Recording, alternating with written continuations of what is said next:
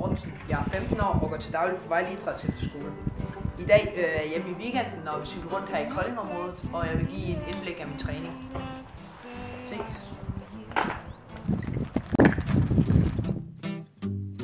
I'm helplessly needless to say I owe you. Will I wait 10,000 clicks for just one more chance? Det bliver nu koldere og koldere her i Danmark, og man kan med fordel skifte om til Grip Grabs varmeste model.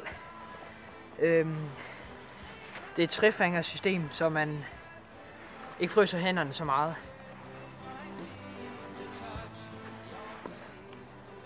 Bold. You lie helplessly still as your face falls apart.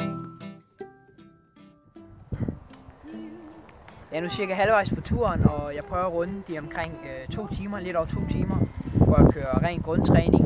Pulsen er ikke så høj og høj kadence. Og vejret er jo dejligt i dag, men stadigvæk lidt koldt, men Grip Grabs udstyr holder mig tør og varm.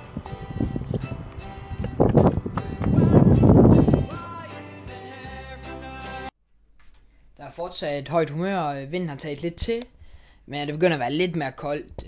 Det gælder bare om at holde humøret højt, selvom det er svært her i vinterperioden, hvor kulden og sneen belaster en mentalt. Det er mit andet år, jeg kører som licensrytter her i vinterperioden.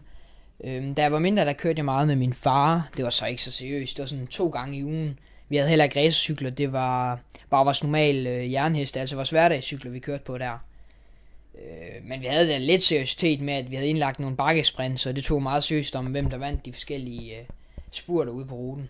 One more chance, just one more chance to see your face again. Det har været en god tur.